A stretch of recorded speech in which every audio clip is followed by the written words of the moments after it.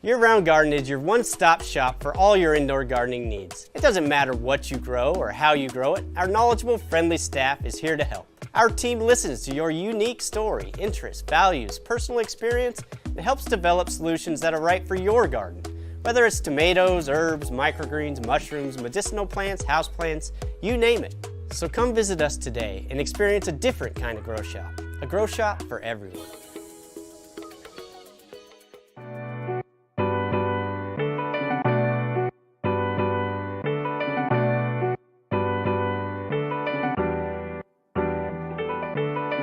If you like the rhythm, if you like the blues, if you like the beat that makes you move, if you can't give up, if you can't move on, let go with the music, let the movement bring you along. It's been a long, long time in an unknown space, the place where we united under one bass, under one treble, under me sensei. Everybody knows that we be rebels. Follow your senses to higher levels. Transform musical connections. Time is introspective. Thoughts that are collected and respected, not neglected. Connected through vibrations of the sounds that we create. We offer verbal food for thought. You read it, clean your plate. Never hesitate. Always set it straight. Cause the music be the movement. We come in heavyweight. To the rhythm, the music you've been given. The music is the movement. This is how we come to live it. Roll to the rhythm, the music you've been given. The music is the movement. This is how we come to live it. Roll to the rhythm, the music you've been given. The music is the movement, this is how we come to live it. Roll to the rhythm, the music you've been given. The music is the movement, this is how we come to live it. Special effect. Like this, son. Special effect. Turn it back. Special effect. Like this, son. Special effect. Turn it back. To the rhythm, the music you've been given. The music is the movement, this is how we come to live it. Roll to the rhythm, the music you've been given. The music is the movement, this is how we come to live it. Roll to the rhythm, the music you've been given. The music is the movement, this is how we come to live it. Roll to the rhythm, the music you've been given. The music is the movement, this is how we come to live it.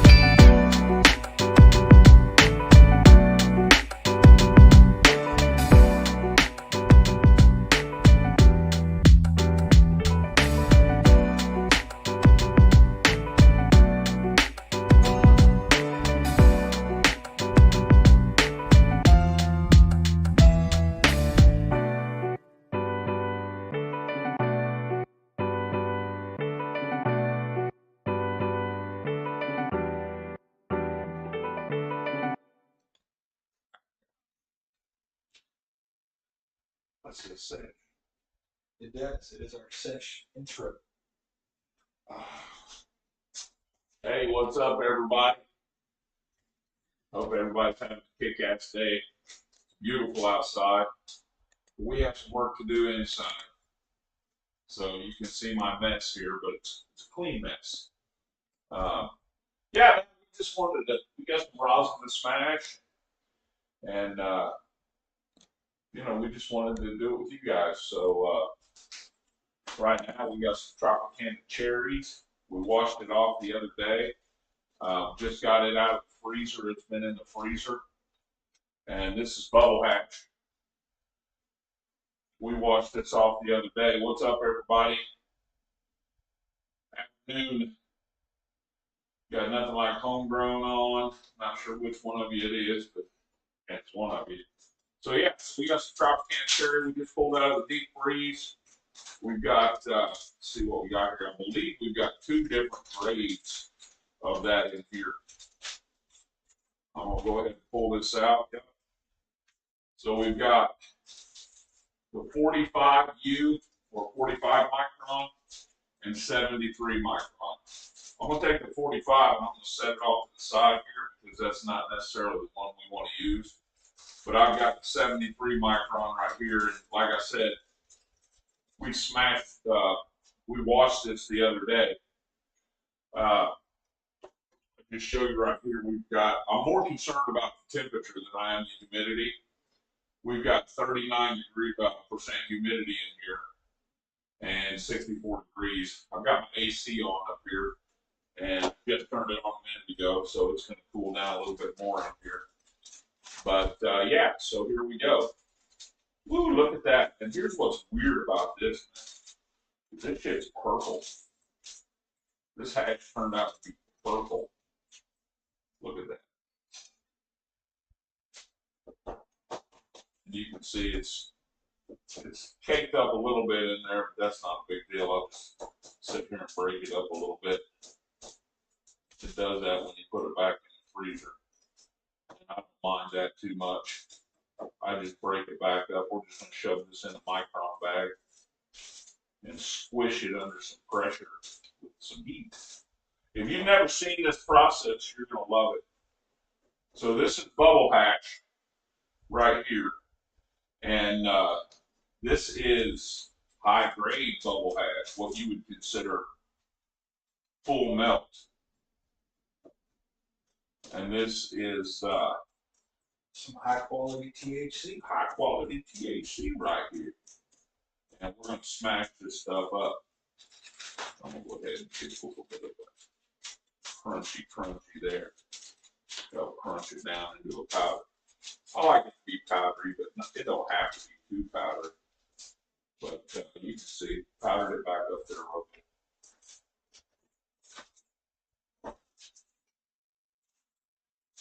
And it's a little bit of a process, but not bad. Thing is you want to keep the heat off of it because once it starts warming up, it's going to start caking up, and then it'll be hard to work with. Then we'll have to put it back in the freezer, possibly re-sift it. But this was all freeze dried. We washed it, then we put it in the freeze dryer and freeze dried it. Got all the moisture out of it. Now all that's left is the good stuff here. So I'm not going to trip on a few little chunks here because they'll smash down once they get in the bag. But I do like to be fairly thorough. I could have went ahead and sifted this again. Maybe I will. Maybe I'm going to sift it. You want to hold this, pour this in for me, Zach? I'm going to go ahead and sift this off again. Just to make sure that it's good and powdered. So we're going to pour that all in there. And then I'm just going to run it through my sifter. That way there's no question. See how nice that sifts out? See that? I'm just going to sift that down again. No problems doing that. And I just get down in there. It's a process, and you know, a lot of people hurry and rush it along. You just take your time. You know, make sure you got plenty of time to do what you're doing. You're not in a hurry. If you just take your time, you'll be okay. And there's a few little crumbs in there, but like I said, once the heat hits them,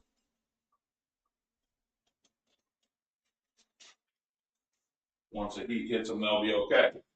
And so, yeah, 25 micron. That's what I use inside of a 160 micron. And what I'm going to do is I'm going to turn on my little scale here.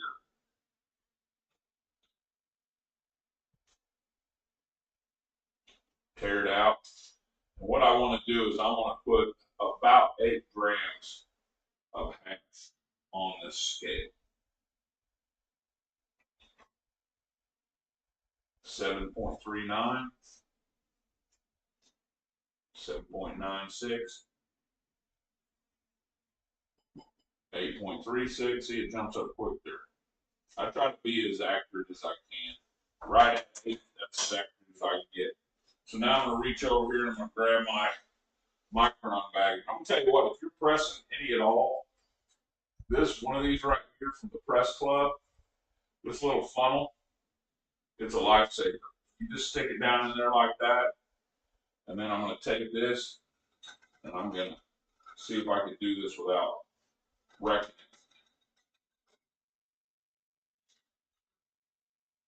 Get all this over here where it needs to be, where I can pour it down in there. Oop, I dropped a little bit. Go ahead and replace that.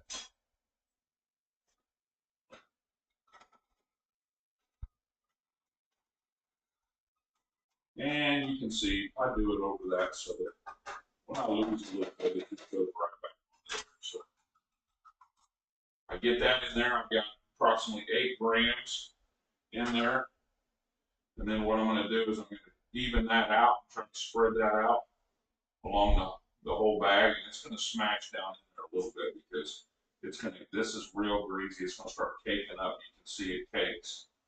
And that's what we want it to do. We cake up there, and then I'm going to fold that over. See, this is an instructional video, you know. I'm going to fold that over, and I'm going to reach in here. Some people will double bag this with a 25. I don't see the need. I'm going to reach in there, and then these bags have seams. So what I'm going to do is I'm going to make sure the seams are opposite of one another. Because if you have a blowout in one, at least the other one will save it. And I'm going to slide this down in there, right here. Take it all the way down to the bottom. And that leaves me with that little pouch. And I know it doesn't seem like much, but there's a lot of action in there. And then I use one of these presses now. This is designed to put the bag down in there and press it and all that, but they just don't fit right for me, and I don't like fucking around with it. So what I do, this has all been pre-cleaned with 99% isopropyl alcohol. I use the 99% because it's the purest I can get, and it doesn't leave a residue. So now I'm going to take this, and I'm going to pre-press this, and I'm heavy enough. I just want to pack that in there. Give it a good pack. That's what we end up with. A nice little pouch. Then when I get over on the press, I'll show you what we do with that. Actually, once you hand me one of those pouches, I'll go ahead and show them. That way we can keep this clean. So this is a pouch that we make, okay? We use unbleached parchment where the heat touches. And we just fold it, cut it to the shape, fold it over. And we're going to take this, and we're going to fold this over here. And we're going to slip this in here. And the reason we're doing this is because we want to control the direction of the flow. And this is going to go in here. And it's a whole lot smoother when I'm not trying to show you. So fold that over there. Fold this over here. And then we've got to see a nice clean little pouch here where we can put it in there. And then I'll take a pair of scissors here. And now you don't have to do this, but I do. I just like to take a pair of scissors and trim off the excess. Just be real careful not to snip that bag in there. Because once you snip that bag, you're done. So just give it a little less, and this will go. And that's what we have. That's what we have. You move the camera on. So that's what you have right there. He keeps moving the camera. And a nice little pouch. And when you'll see when we put this in the press, this is going to force the rosin, when we press it, to come out the front. And that way we don't just get a big glob on the back. So that's our press bag right there. That's one. Okay. That's one. And we're going to do 3 of those for each press. So back over here we go. Make sure we'll tear it out. And I'm just going to do this 3 times. Yep, I'm just going to do this 3 times. See, the thing about this hash is, too, the reason we're worried more about the moisture level is because this hash will soak. It's like a sponge. If there's a lot of moisture in the air, it will immediately start soaking up that moisture. Immediately. So we're 7 there. So nothing like homegrown asks, why resift before pressing? Well, the reason I resifted it, I don't generally, but the reason I resifted it was because when I took it out of the pouch, it was a little cakey. And so I felt like I should resift it. That's why. No other reason. Just because it was a little cakey and it was a little chunky. So I resifted it. I don't generally, if it doesn't call for it, I'm not going to generally do that. Okay. But Got our straight A student on Run Rabbit. He said the purple. Run Rapid, what's up, Joe? Jeremy, my boy. So yeah, I'm gonna go ahead and just scoop all this up in here like that. Tap it down in there. And again, the reason I resifted was simply because it was a little cakey, chunky, and I wanted to powder it back up. So I resifted it. You don't have to. It just makes it spread out easier when you get it in a bag like what I'm doing now. Helps me control and work. It just makes it more workable, if that makes any sense. Okay. He said, okay, I was just wondering if it made a difference. No, not really. Well, I mean, it does in how even it lays out in the bag. So, because if you get a big chunk here, and it's not, you might not get as even of a press. And is it going to make a difference in the long run of the quality of the product? Probably not. Probably not. So, get that down in there. And I try to make sure I get past, there's always a little bit of a rib down in there. And I try to make sure I get past that so I get the use of the whole bag. And again, another little press here.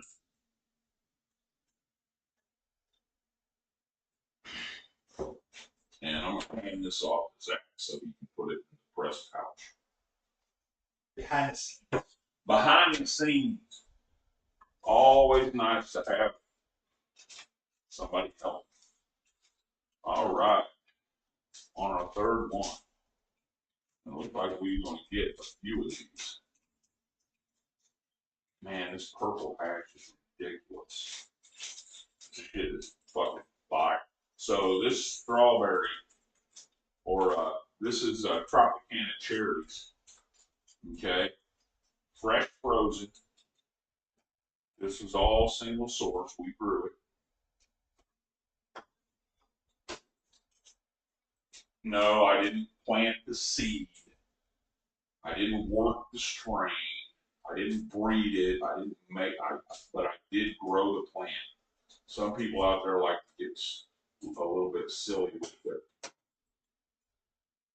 definitions of fresh of single source, but you know that's because something in them makes them have to be that way. I pay very little attention to that kind of gibberish. If you grew the plant and you harvested the plant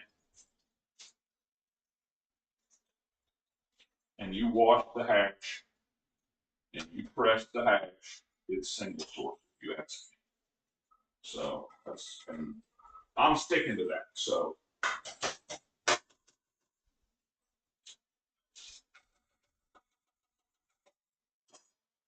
all right. So far I got three bags out of this. And these are all 8 grams each, so you do that math. What's 3 times 8? Come on, Zach. 3 times 8. 26. 24? 24, maybe. Is that right? Let's see, let me get the calculator. 24, yep, you're right. You know how I know? No. Because 3 times 7 is 21. So you add 3 more. See, that's B math. I learned that on the football field when I was growing up. I learned how to figure. I know my sevens. I count by 7.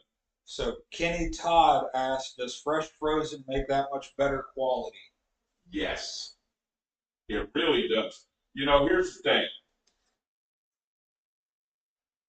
Anything that saves your trichomes, the degradation, whenever you don't see fresh frozen, when you harvest the plant, and you take it immediately and you don't dry it, and you put it in the freezer, and I prefer a cryogenic freezer because it flash freezes it.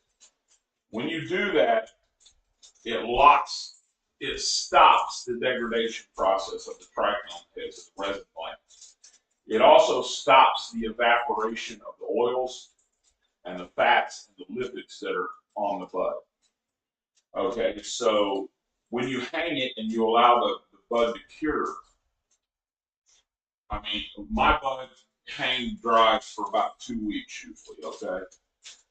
14 days is about where my stuff comes down almost across the board when it comes off the drying rack. Now, when I've done that and I've taken it to that place, you're losing oils. The resin glands have had 2 weeks to continue to degrade from the time of harvest. So you're going to get a darker color rosin as a result. And that's just one thing, because what you end up doing is you also lose oils and fats and stuff like that out of it, stuff that you need, stuff that makes the medication that much better. And so when you lose those through the drying process and the curing process and you smash the rosin, yes, you definitely get an inferior product. Question is can your average person tell? It's going to depend on their palate and their knowledge. So your average person, I personally can tell a difference, okay? I know a lot of people that are very adamant that the fresh frozen is another level, and I agree. When you do the fresh frozen, it freezes everything immediately, and then it preserves. It stops the degradation of the trichomes, and it preserves the resin glands and all of the stuff that you want as it is as soon as it's harvested. And that's why they call it live, because it was harvested and it was frozen immediately when the plant is still alive. Because just because you chop the plant down doesn't mean it doesn't die for a while. Otherwise, you never get clones. So yeah, I think it's quite a bit better myself. Color-wise, it looks better. You get better terpenes. Your terpenes aren't evaporated. That's another thing you lose in the drying process. You lose terpenes. So yeah, to me it does. It absolutely does. 24. What does that mean? What do you mean homegrown? We're talking about 8 times 3. Oh, 20. Okay. I wasn't sure where I just looked over and I saw 24. You know, I also wanted to do a little thing on pressing bud. I'm going to do a bud thing here at some point, a video on pressing bud, because pressing bud is different. But I have to get my other press out, because the press that I use to press rosin really allow me to do bottle technique on my bud. So it's harder to press. You know, I don't get a good press because I can't do bottle tech, and I like to do the bottle tech technique when I'm pressing bud. So, but I am going to do a video on bud soon, because I think it's important that everybody, you know, not everybody can. It's not tough for most people to afford a couple $100 for a press that will do the job. Okay. What it is tough for a lot of people to do is to get a freeze dryer at $3,500, to get a fucking mad crazy press at $3,000, to be able to do to wash the hash and to have the bags and the washing machine and everything that it takes, all the equipment that it takes to do what I'm doing now. It's quite expensive to do it on a decent level. And it's a pain in the ass to do if you don't have a freeze dryer. It's It's a different drying process, and the quality's not as good. A lot of people, they just want to take and grab some bud, throw it in a bag, press it, and have some nice full spectrum rosin, and it's really good shit. That's how I did it for a long time. And it is a nice full spectrum rosin. And I'll tell you, there's just not much better out there than that. And you know, when that's what you can, that's the easiest way for your average person who's growing or who goes and has a caregiver or just has some good flour that maybe, oh, God forbid, you got from a dispensary. I press flour from dispensaries, and I just don't. I don't even hardly ever get any yield because it's so dry. But if you can, if that's what you want to do, okay. So, see, I don't even have another full press here. So now, this is going to answer a question for a lot of you guys. What do you do with what's left? Because I only have 5.5 grams. So that's what this is. I'll go ahead and mix that with this and just press a full, you know, just add that to this instead of going on over there. And you can see the difference. Look how much whiter this is compared to that. And this is quite a bit cakeier, you can see. So I'm not going to press this right now. So I'm not going to do that. It's a little cakeier than I want to fuck with right now. So we'll put that back in the freezer. And I'll just go ahead and I'll put this in a 25 and I'll go ahead and press it by itself and add it to the rest of the bunch. So the good thing about this is you can make it your own and do it however the fuck you want to do it. You know, because this is your project. And I mean, sometimes you can just add all this together. A lot of times, especially if I'm doing dry material, cured material, then you'll stick that back in the freezer. Dry and cured material, what I'll do is I don't even separate the different microns. What I do with my dry material is I just wash it all down into a 45 micron and then press it off into a full spectrum. And it's a really nice press. You still get a really nice end product. It's just not like this. It's not the delectable. It's not the cream of the crop. That's what I'm going for with this. I'm going for the cream of the crop. Oops. Slide it up. And you can see that I bit the bullet here, and I've invested in got stainless steel. I will say that one of my patients donated not this table, but one of my other tables. I don't remember where I got this table from. I picked this table up from someone, and then another patient donated one of my other tables, and then my press table I bought offline, and it's all stainless steel because stainless steel cleans up. It's very clean. I know it's clean. If I spill a little on the table, I've just cleaned it. I know I've just cleaned it because I clean it every time before I do this and after I do this.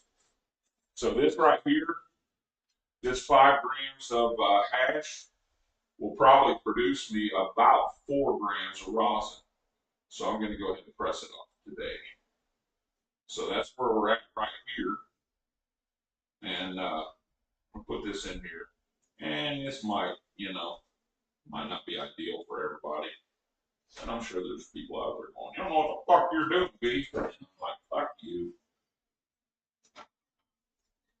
Anyway, that's my ass and I too. There you go, Zachariah. All right, so what I'll do when I'm done here, before I start my next batch, I will come over here. I'm going to get ready to go over to the press, but when I get done with my next batch, when I get done pressing all this and I get ready to start my next batch, I'm going to come over here and I'm going to clean all this area up. And that way when I start, I don't get cross-contamination of the Tropicana cherries with what I'm pressing next, which is Mac 1. I'm going to press off some Mac 1. It's been a while since I pressed off the back one.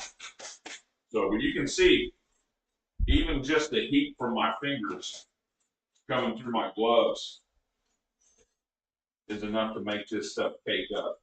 I'll show you here real quick. I got a little bit of residue down here. What I do is you take this here, get it in your finger, and you press it together to let a little heat get in there. And then, yeah, you've got some nice full melt bubble hash. Let the heat get in there. So, and it cakes it up, makes it yummy. And you can smoke just a hash. You can bake just a hash. You don't have to press it to rosin, but we like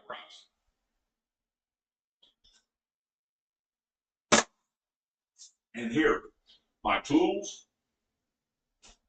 This is just a set of plastic mud knives I got at Home Depot. That's all. Westlake, wherever you go, get you some plastic. Spin all with plastic mud knives. And those will help with this. Go on the pressclub.com and order yourself. This one's for 2x4s. They've got different sizes for the different size bags. See, sometimes I'll press at 2.5 by 4.5. These are 160 micron. I don't have any 25 microns left right now, so I'm using my 2x4s. I like the 2x4s, but I do like the 2.5 by 4.5s also. So yeah, so we're going to jump over here and do some pressing. Zach's going to move that camera, and I'm going to move over here. And I don't have the same lighting over here that I have over there. I got me a Mars Hydro TS1000 up there. There's all kinds of stuff you can do with grow lights. Oh boy. All right, so now here we are. We are at the press. It's my low temp V2. I love this thing.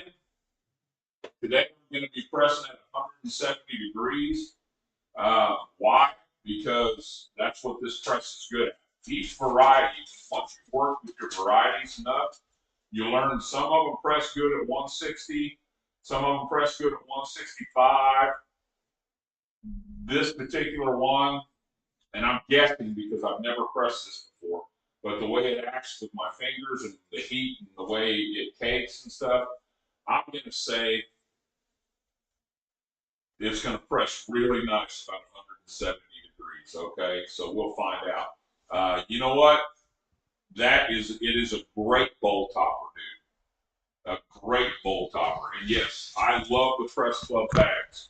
I've used expensive bags, but I'll tell you what I'm getting ready to try. And if any of you guys haven't tried them yet and you have any feedback, I know some people that have. That's why I'm getting ready. Is they've got stainless steel mesh press bags. So you can see Zach's already cut these papers to size, to fit. I'm going to slide this up in there just to about right there, okay? And I want to get it centered in between my plates. I don't want, you can see, you can't really see, but sometimes I get some smashing off to the side. And that's just me being a messy boy. But I'm going to get this in here, and what I like to do is take one bag and get it in there. And I get my depth set, and I don't like to go too deep in there. And then I can take my magnet and bam, hold that in there like that. I got my depth set. That's just something I do. You don't have to.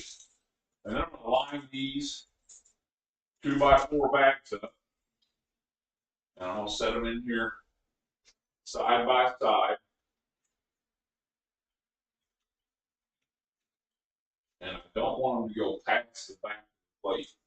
That's the big part, not past the back of the plate. Because once they go past the back of the plate, then you're smashing the bags out the back and not getting a full press. So I go in just past. And now let me make sure I'm not centered. So I'm going to come over here and center it up. And I'm somewhat meticulous about this. I don't like the way that bag looks. I'm going to pull it out. Get it down in there a little better.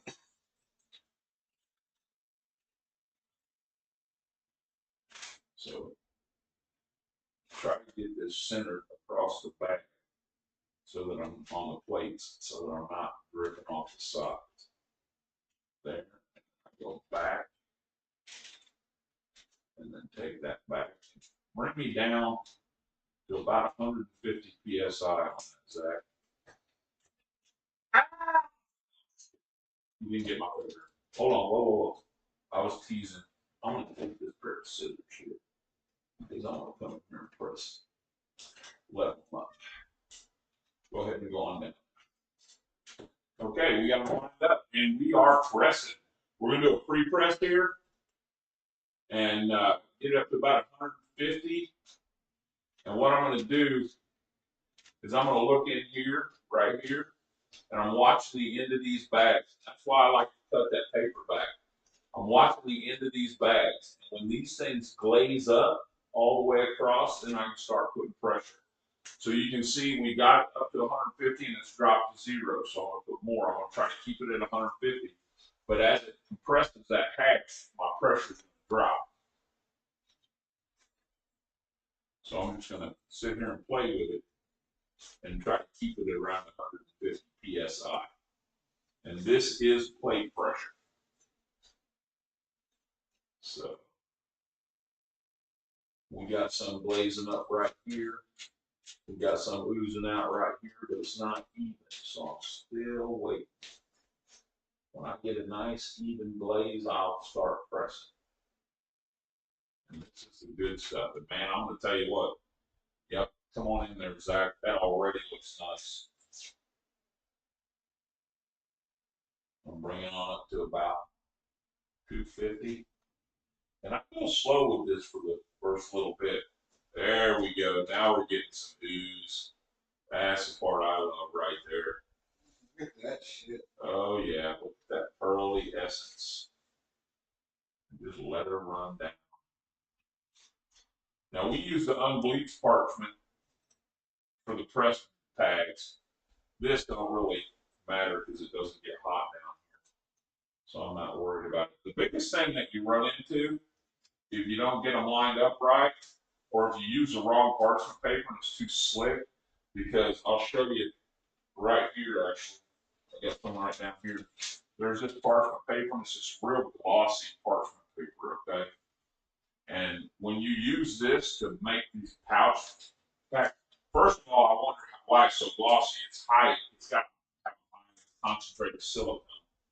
Okay, so now I'm gonna go ahead and put some pressure down on this. And I'm gonna go ahead and yeah, you already did that? So we're at 3 minutes. The pre-press went now, my timer started. So now I'm squishing down. Got a little bit trying to come off the side there, but I'm going slow. If I can just keep that flow coming down, we'll be all right. Look at that. So, yeah, looking good. But anyway, that parchment paper, it just seems like when it's glossy like that, first of all, it has a high level of silicone to it. And then also one of my concerns, what it does is, you know, it's slippery.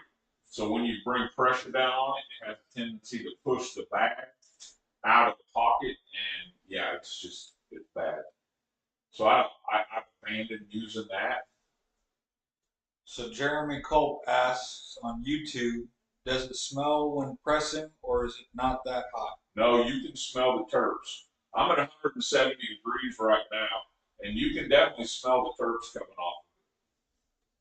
It's a glorious smell, I can tell you that. I love it. There's only one thing that smells better than pressed rosin. I'm not going to say. Use your imagination. All right, I'm going to crank it down. Go. I'm going to let it set for a minute. And what I do is I watch it. And when it stops oozing, I know it's done. But man, that stuff looks glorious. We got about a minute left on the press. I usually press for 3 minutes under the heat. I'm at 2,800 psi. There you go. You just, nothing like homegrown, just ask what your price or your PSI was at. Right up here. Bring up and show it. Right there. You can see everything right there. I'm in 2x4 bag. My bag weight, I thought it was set, but it's set at 8 grams. The PSI changes a little bit because as it compresses, you know, we're at 2750 PSI right now, 170 degrees, 25 seconds left on this press. And good gravy, this stuff looks amazing. Oh, it just doesn't get any better. This is what guys like me live for, okay? This is what guys like me live for. Producing this quality of medication for people out there who appreciate it and love it. Yeah, I love my controller box. This whole setup, it was expensive. I'm not going to lie. Timer's done. I am going to be careful. Zach's going to pop my pressure. Pop my pressure, Zach. And I'm going to be very careful pulling this out. Okay? And I'm going to pull it out. And we're actually going to take it over to the other table. Is the process. And we're going to open it up here like this. And we're going to let it sit. And I'll take these bags off of here and throw them up here so that, because my air conditioner fan blows over here, and this will hold the paper down. Right there. That's what I got. And there's some still left inside here too. You definitely don't want to discount this, because once you open this up, you're going to see there's close to a half a gram left on this paper. Okay, we did a pretty good job of getting those in there tight. There's some in there. And what we'll do is we'll take these bags and we'll repress, probably, maybe. There's a little goo left in there. Grab me some scissors. I'm going to show them what's inside this bag. See, because that's one thing that I always get asked. What's left inside the bag? So what I'm going to do is I'm going to come over here. I'm going to go ahead and I'm going to just cut this bag. That way, open it up.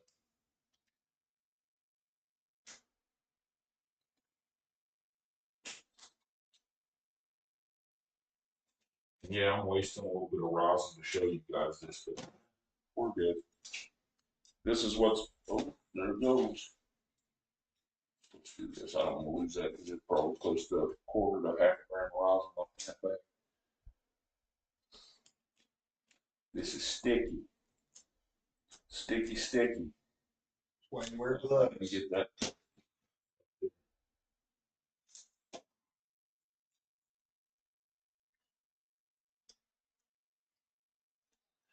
Well, one reason I wear gloves, the main reason I wear gloves is because I want to keep the medicine clean. So there's first bag.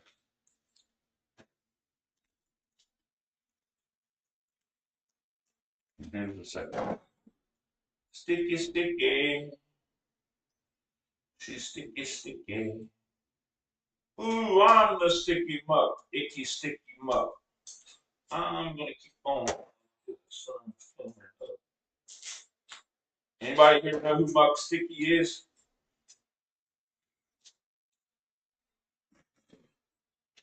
Muck Sticky is a musical artist who sings a lot about cannabis.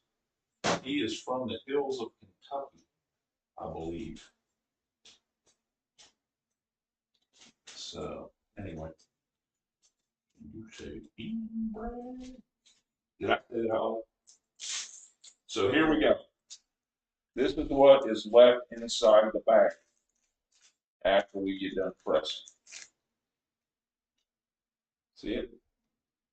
See that? That's what's left. Just the solids. That's why we press. To get that out of there. And to leave us with this beautiful, look how purple that is, man. Look how purple that is. That's a little bit. So anyway, And that's what we have left right there. That beautiful, beautiful rosin. And we'll let that sit there and cool while we press the rest of this. Grab another sheet. Fold the bottom up. That's my homegrown says I love marijuana. I love my Mary Jane. I believe that's one of the songs. Yeah. I heard you talk about that. Oh, about Muck Sticky? Yeah. Yeah, he's something. He's a character, I'll tell you that. And I believe his song's kind of going viral right now on YouTube. Is it? Or Twitch. TikTok. There you go. One of those platforms. So we got that. We only have 2 bags here. One of them's only a half bag. See, remember I had that half bag, and that's this one. But we've got them cut down, and it'll be a nice even press. So I've got them in there. Let's see. Take my magnet, put it there, where those scissors go. I've got them over there. I don't necessarily need them. I was just going to line these out. A lot easier to reach in there from the side with an object. Okay, go ahead and give me some pressure. That bring me down to 150 psi. Okay, there we go. Put my little pin back on it. It's pretty. It's pretty. Okay, so here we go.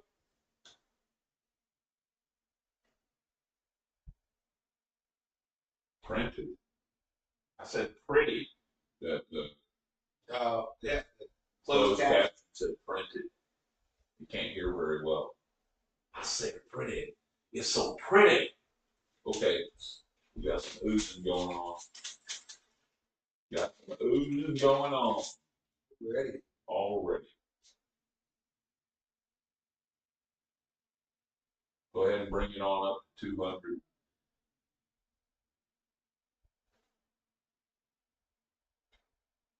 There we go. Now we got the second bag pressed now.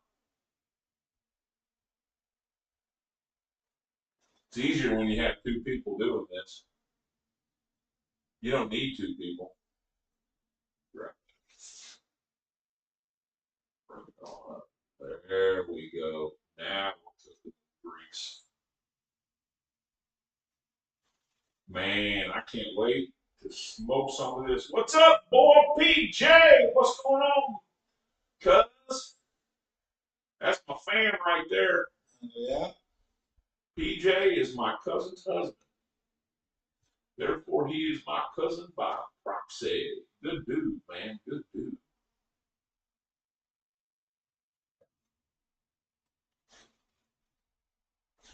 All right. Good shot of this too. So let's see, what do we got here?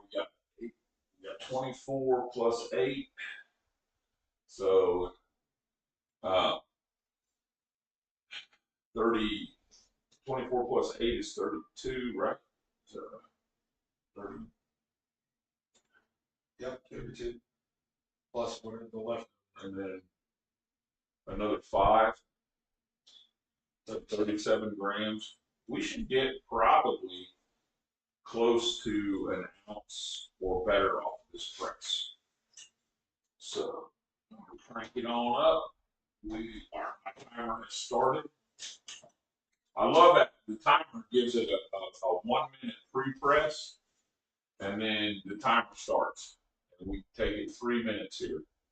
And I'll say this: you don't need all this great equipment to press really good rosin, but it really helps. Okay, it really makes a difference. I can watch every parameter, and that's why one of the reasons. Look, man, one of the reasons that my shit is turning out so fire is because of the investment I've made in equipment and the investment I made. And I'll tell you what, this right here, looking over, this right here, okay, this is an essential education, okay, essential, it is essential. I got that when I went down to, when I went over to Colorado and I took Nick Tanham, or Nickety, I took his course and he showed me. I mean, it was a class, it was a workshop, and I went through his workshop, and it literally changed my game with rosin. Man, it was incredible. So, yeah, really, really, really loved it. It was, he knows his shit, like or not. I don't care what your opinion is of the guy. I don't know him personally. What I know of him, he seems to be a pretty nice guy. But he knows his shit. I do know his wife has been in jail. She got busted in South America for a couple grams of cannabis, and she's in jail right now. And so nobody should be in jail for cannabis. Period. I feel for him, and you know, if you can help him out, get over to Nick Cannon's page and help him out with his trying to get his wife out of jail. But anyway,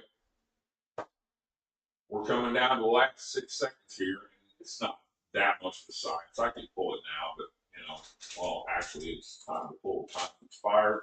All right, give me a release on my pressure. There's that.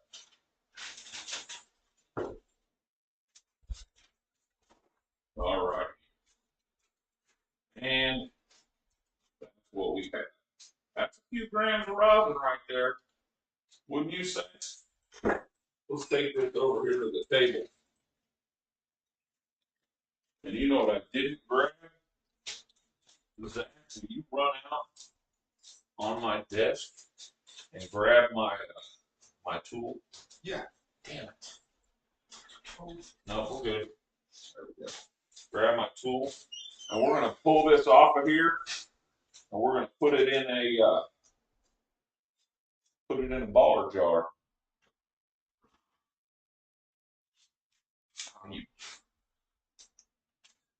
So I don't even know if I'd share this or not. I had a dumbass moment earlier. I was setting my press, and it wasn't working right for me. So I called Low Temp, and I'm like, hey, what the fuck? And they're like, bro, what are you doing? And I stopped, and I thought, and I was like, oh, wow.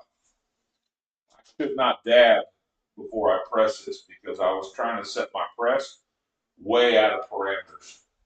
And I knew, you know, it's not. It was like a stupid stoner move. So I was like, sorry, guys, I'm a dumbass. So see all this coming off of this?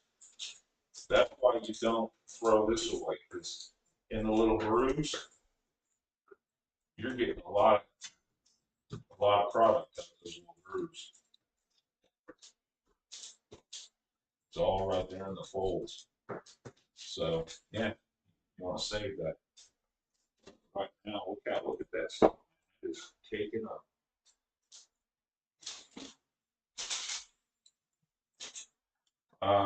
And I told you we weren't going to need in that closet, dude, but I lied, because my big jar.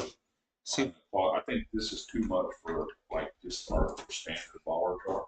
Right. Okay. Move the equipment without shutting us down. Awesome.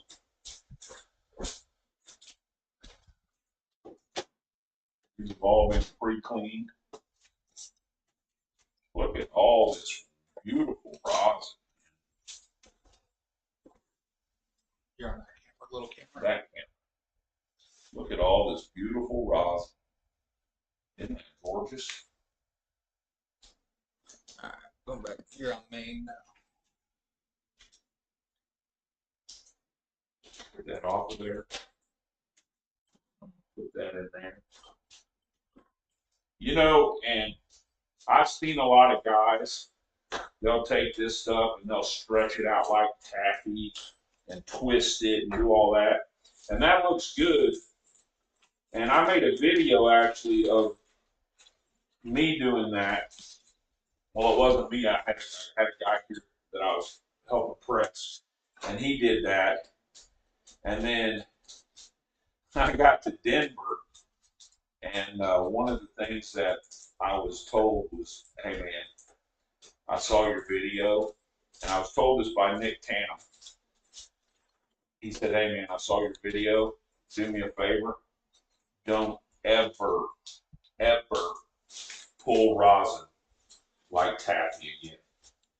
He said it puts oxygen in the rosin and it creates discoloration and a lower quality product.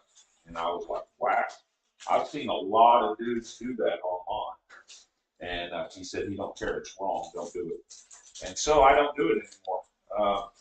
Because guess what? He knows a hell of a lot more about it than I do. And if he says don't do it, hey, I'm not going to do it. That's almost like Frenchy Cannoli saying don't do it, you know? And here's what's funny is I've heard that Frenchy actually attributes a lot of what he knows about rosin to people like Nick. Because, you know, when he came over here, when Frenchy Cannoli came over from France, from Europe, he knew hash really well. He'd never experienced rosin before, you know, and once he actually had never even really experienced bubble hash too much.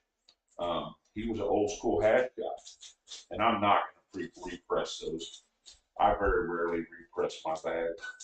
Some people do, and if you only got a little bit and yield, getting every last drop is essential to you, then repress those bags. You get another half a gram out of those bags.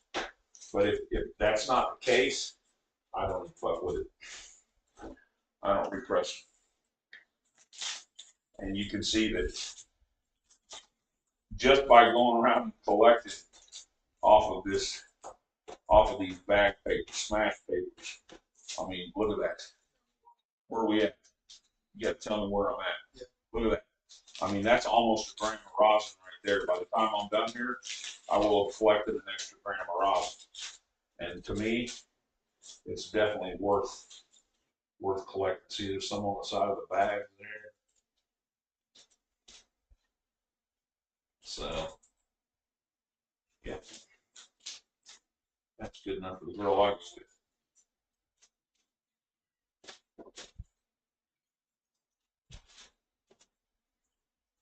All right, so you know what? This has been a lot of fun. We've got quite a bit more pressing to do.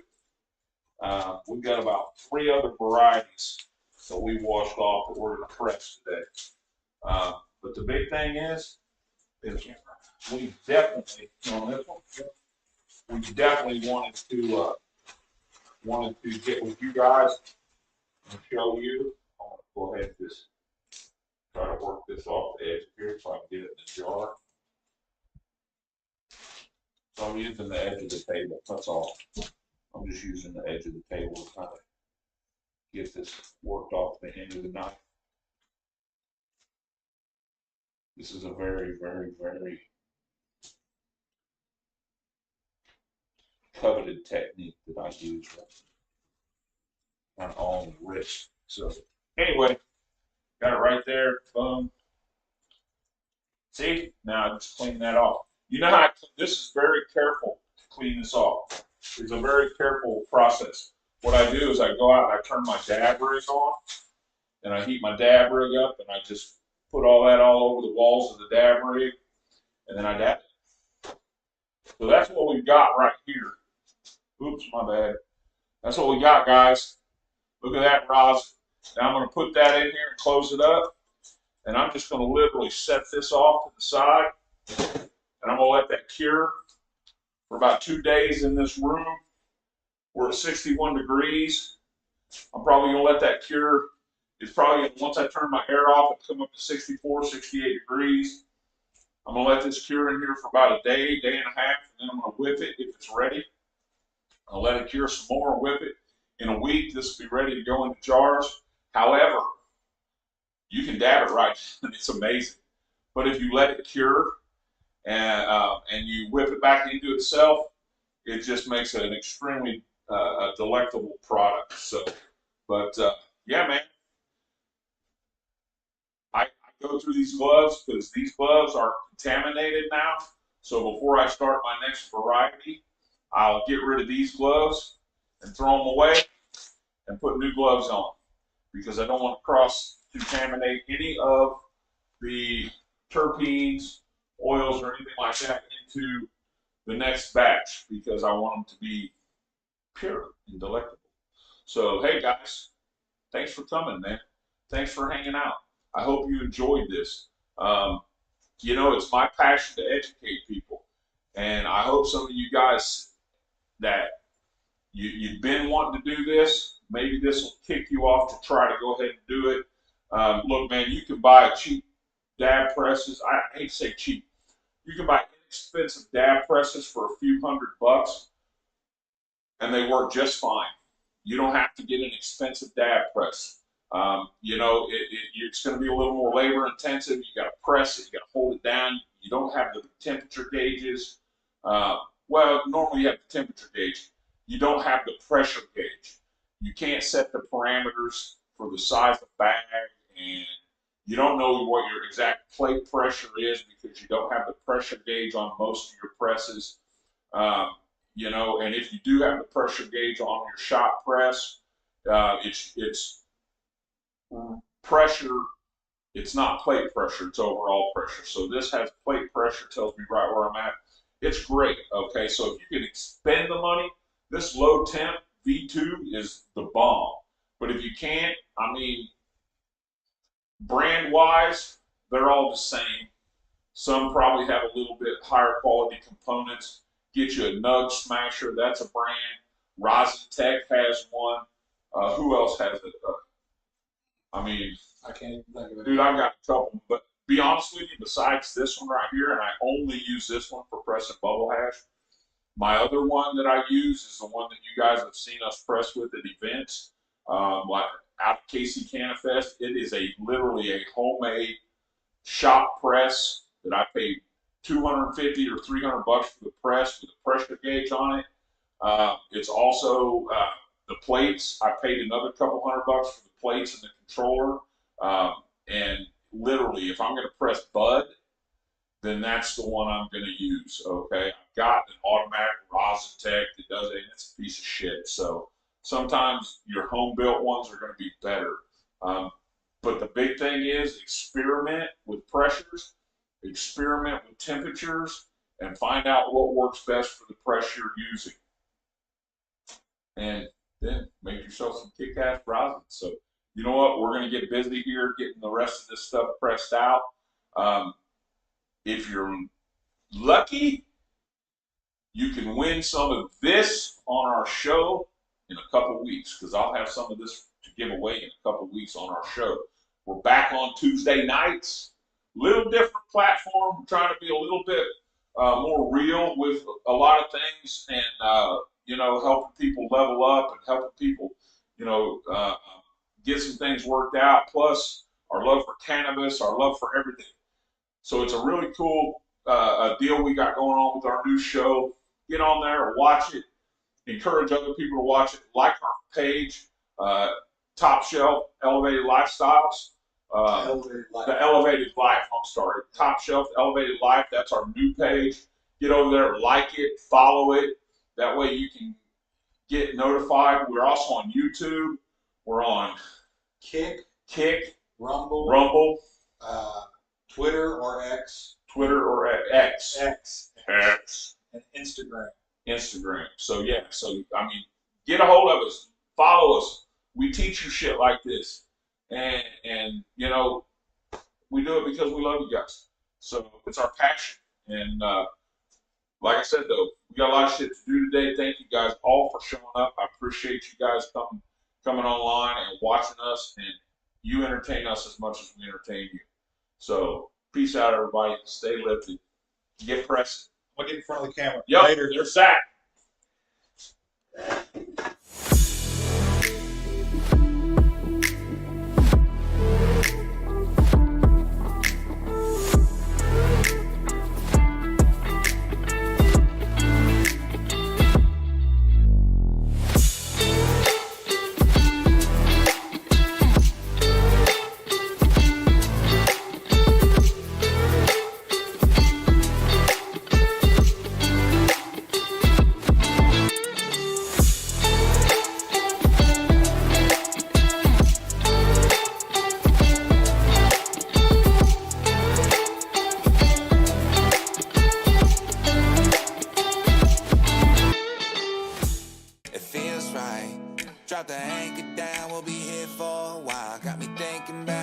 good times coming our way. Oh yeah. Ooh, put it on me.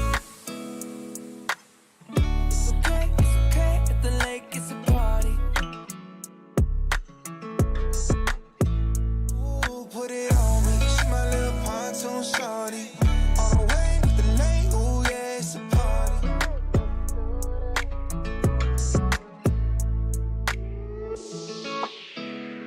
All day.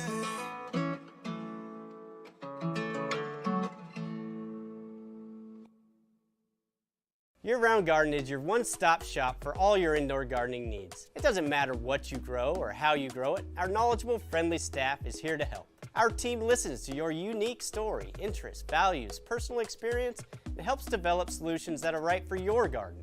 Whether it's tomatoes, herbs, microgreens, mushrooms, medicinal plants, houseplants, you name it. So come visit us today and experience a different kind of grow shop. A grow shop for everyone.